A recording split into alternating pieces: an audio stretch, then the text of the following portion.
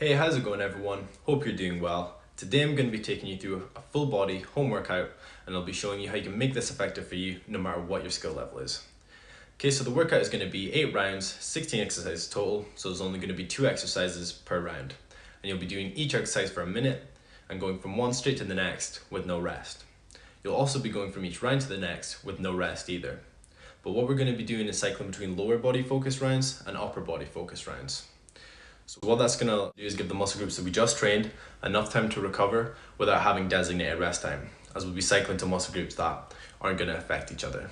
So for example, if I was to have all of my lower body exercises in a row, if I was to do that with no rest, by the time I would have got halfway through those exercises, I'm going to be very fatigued by that point and not going to be able to exert myself fully and get the most out of each individual exercise. Or I need that designated rest time to give myself a chance to recover. So the great thing about this format, where you're alternating between upper and lower muscle groups, is that it allows us to minimize our rest time and keep a high pace to the workout. And overall, this will help keep your workouts a little bit shorter. Another great thing about this workout format is that we're going to be doing each exercise for time, opposed to for a certain amount of reps. So what I see people doing often is that they'll sort of set a rep range in their head of what they're going to do, and then they just sort of go through the motions of the exercise until they sort of reach that rep range. So they're not focusing on the most important part, and that's how it feels. So making sure you're pushing yourself to failure. So the great thing about time is that it doesn't matter how many reps you get, whether it's 6, 10, 12, it doesn't matter. All you need to focus on is how it feels and making sure you are pushing yourself to failure and getting the most out of each individual rep. And another great thing about working out for time is that it's going to help create that sort of urgency effect. So you're not going to be able to be so lackluster and sort of go through the motions of the exercise, as you don't have as long as you want to sort of do it. You need to do the exercise within that allotted time. And this is going to help make you more focused on what you're actually doing and make it more beneficial for you. So once you've done all 8 rounds of this workout, that's going to take you 16 minutes. You can then repeat this multiple times depending on how advanced you are. And if you're not so advanced, what you can do is instead of doing each exercise for a minute, you can do it for 45 seconds and then take a 15 seconds rest in between each exercise. And that's just going to give you enough time to sort of catch your breath before you go into the next exercise and make it that little bit easier. Okay, now in terms of each individual round, the first exercise you're going to be doing is going to be more focused towards those harder exercise variations. So a lot of unilateral exercises, we're trying to put as much load onto the muscles as we can. Okay, so if you're not so advanced, I will be showing you regressions that you can do to make these exercises a little bit easier. And I'll be showing you how you can build up over time to those harder exercise variations. Okay, and the second exercise that you'll be doing of each round is going to be more focused towards keeping a faster exercise tempo. So performing these more explosively, still under control, but at this point we're trying to burn out the muscles as much as possible and accumulate as much fatigue as we can. Okay, so let's take a look at each individual exercise. Okay, so the first round up is going to be our quad focused lower body round. So here the first exercise we're going to be doing is an assisted single leg lunge. We're trying to target the quad with this exercise. So even though this is a compound exercise, we're trying to target the majority of the load onto the quads and get that to be the muscle leading this movement. Okay, so we want to make sure that you're performing this exercise slow and controlled so that the tension is being placed where you want it to be on that quad. And if you want to make this exercise a little bit easier, all you need to do is either use more of your arms on something for support or also use that back leg. You can keep that on the ground to just give you more assistance. And as you get more advanced, you can just progress by using your arms less to help bring you up and back down or removing that back leg as you get stronger over time. Okay, and you want to make sure you're doing enough reps to accumulate fatigue within that leg before you then alternate over. Okay, so this is going to be specific to you. So again, depending on how advanced you are, it might be more or less, you'll just have to figure this out, but you don't want to be just doing sort of 2 reps and then alternating, as that's not going to be enough. You want to make sure you're reaching a point of fatigue before you then alternate legs. Okay, so this could be 8, 10, whatever it is for you. Okay, so you'd hit that number, then alternate legs, and you would just do that for the full minute. Okay, so now we're moving on to the second exercise of our first round, and that is going to be the plyo jump lunge. So it's a little bit different to sort of regular plyo lunges, which are more common. So here, instead of just sort of alternating legs as fast as we can, we're trying to actually jump up vertically before then landing again in that bottom portion of the lunge and then just alternating like that. Okay, so we're trying to use as much explosive power as we can, trying to recruit as much muscle fibers in the muscles as possible, but we are trying to get high quality reps. You want to make sure that you are sort of resetting, taking a little second before you then jump back up and alternate legs again. So if you find this a little bit too challenging, all you would need to do is just start with a regular reverse lunge, and then you can slowly build up from there. So slowly build on the speed into sort of regular plyo lunges, and then add more jump to it as you get a little bit more advanced and a little bit more comfortable with doing this a bit more explosively and a bit more with impact, and then getting into the full jump lunge. Okay, so now moving on to our second round, and we're going to be alternating to our upper body exercises, and here we're trying to target the chest. Okay, so the first exercise up is going to be body weight dips. And you can do these anywhere, whether if you have two chairs, or you can do these on a kitchen table. So with these, you want to make sure that you're leaning over enough so that your chest is sort of facing the ground. Because if you're too upright, then the triceps are going to take over more, and it's not going to be effective for targeting your chest as much as it could be.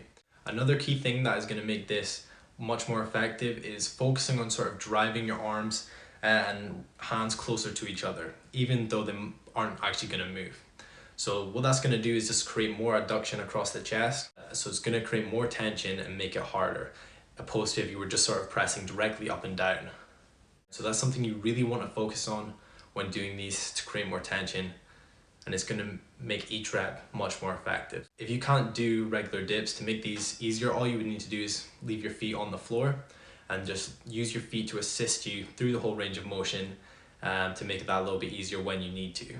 So the second exercise within this round is going to be plyo push-ups. So here all we're doing is a regular push-up and then accelerating off the ground. Again, trying to burn out the muscle with this second exercise.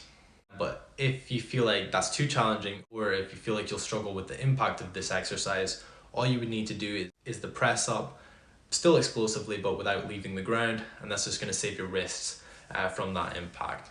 Or you can just do these on your knees if you feel like you're going to struggle with a regular push-up. You're still going to be able to do these explosively, and you're doing the exact same thing but just on your knees, so it makes that a little bit easier. Okay, so now moving on to our third round, and here we're alternating again to our lower body, and we're trying to target the hamstrings. Okay, so the first exercise up is going to be a hamstring raise. So here all we're doing is you want to anchor your feet under something that's going to hold your weight, so it can be a couch, or anything that's just going to hold your body weight.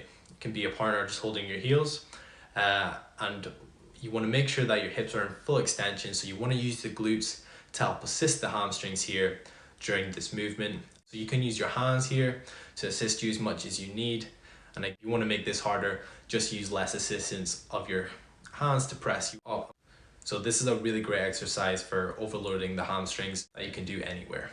Okay, and the second exercise of this round is going to be hamstring kickbacks. So again, with this second exercise, we're just trying to burn out the muscles as much as possible. So we're really trying to rep these out nice and fast. So you're just extending both legs as you're kicking back and then curling into a ball on that way down. So if you want to make this just that little bit easier, just go slower. If you want to make it harder, just go faster. So really simple and really easy to keep progressing with these type of exercises. And again, you just want to make sure that you're alternating legs throughout the whole minute. Okay, now with round 4, we're going to be alternating back to upper body, and here we're trying to target the delts. Okay, so the first exercise up is going to be a lateral wall raise. So with this exercise, we're trying to target predominantly the side delt. So this exercise might look easy, but it's actually really effective for isolating and building strength throughout the side delt. But it is easy to get wrong and sort of cheat. But simply, you want to make this harder, you move your feet further from the wall and lean more into it. So the more you're pressing your body into the wall, the harder it's going to be. Okay, and the second exercise of this round is going to be the plyo press. So here we're just going to be in sort of a pike position, and all we're doing is trying to generate as much force as we can with the shoulders, pressing until our hands come off the floor, and then landing back again, resetting and doing the same thing. So this is another challenging exercise and does have quite a lot of impact, but an easier variation that you can do here is a lizard press instead. Okay, so all you're doing here is virtually the same thing, but there's not as much of a downward angle, So this is going to reduce how much of your body weight you actually have to press, and also your hands don't have to leave the floor, so it's less impact. But you're still trying to press diagonally so that you are targeting the delts and keeping the chest out of it. Okay, moving on to our next lower body round, and here we're trying to target the glutes. So the first exercise up is going to be a pistol squat. So this is a very difficult exercise, but if you're not so advanced, there's a lot of easier variations of this that we can do. So one is just simply holding onto something with your arms for support, and that's just going to help reduce some of the load onto that working leg and help you balance a little bit more, and slowly help you build up the strength over time for this exercise. Another variation that you can do if you're strong enough to do this exercise but you maybe don't have the mobility for it through the hips is by doing this from an elevated point. So whether it be on a stool, a chair, anything like that, something that you can just sort of hang that non-working leg off of so that you don't have to have it fully extended out in front of you like with the full pistol squat, as that's going to require a lot more hip mobility.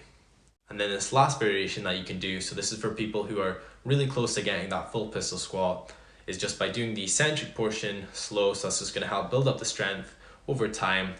And then once you get to the bottom, you're rolling onto your shoulders, and then as you come back up, you're launching through the concentric phase with that extra momentum. So you're going through the full movement pattern, and that's just going to help train that over time in your brain, but it's still making it that little bit easier as you're getting some of that momentum to help get you through. And the second exercise we're going to be going on to in this round is ice skaters. So this is a really simple exercise and would usually be quite easy, but because we're grouping these exercises in this format and moving on from one to the next with no rest, it makes it a lot more challenging and you're able to accumulate a lot more fatigue quicker. And that's how we can make these simple exercises so much harder and a lot more effective with this format. But simply to make this exercise easier, really simple again, just start really slow. You can keep both feet on the ground at the same time, and then as you get more confident, jumping a little bit further and moving a lot more faster, and that's going to make it more challenging. Moving on to the next round, and the first exercise is going to be chin-ups. And here we're trying to target our posterior chain. So this is obviously going to be best if you have a pull-up bar, but if you don't, all you need is 2 chairs and a broomstick or anything like that, or even off of a table. So there's no excuses with this. You can do this at your home with just stuff from around the house. Now, like with any exercise, this can be really easy if you make it that way, but if you really focus on what you're doing and actually squeeze the muscles you're trying to target, this can be made really challenging. So it's important that you focus on doing that, not just going through the motions, and focus on getting the most out of this exercise. But to make this easier, all you need to do is just use more of your legs to help reduce the load that you have to pull up. The second exercise we're going to be doing for this round is going to be any variation of a horizontal row. So you can do this with the same setup of 2 chairs and just a stick. And another row variation that you could do is a towel row. So just having a towel over a door handle. And I like this variation a lot because you can do it unilaterally, so just with one arm at a time. And that's going to add more load onto the exercise. And this is also just a slightly different variation that you might not have tried before. So it's just going to keep it a little bit more interesting and keep your training a little bit more fun. Okay, and going on to our second last round, here we're going to be targeting the accessory exercises. So we've got both a lower body exercise and an upper body exercise in this round. So the first exercise up is going to be crab walks. So this exercise is really good for targeting the abductors, which is just the muscle that runs down the outside of your leg. And these are commonly weak muscles for people, and they get overlooked in most people's training. So it's a great exercise for targeting those. And it's also just going to help accumulate a lot of fatigue in the legs overall, especially after doing all of the other exercises in this workout. And the second exercise of this round is going to be wall sliders. So this is another exercise that looks really easy, but it's actually very challenging, and it's going to help improve your posture overall as we're targeting those muscles that get overlooked. So it's going to help strengthen that thoracic spine and take your shoulder through full external rotation and help strengthen that rotator cuff. And again, just targeting those overlooked muscles. Okay, and going into round 8, so our final round, and here we're going to be targeting the abdominals. So the first exercise up is going to be leg circles. So a really challenging exercise when done right. So you want to make sure you're doing this under control, really squeezing the abs and making sure to take your time with this and not rush through this exercise. It is easy to get wrong.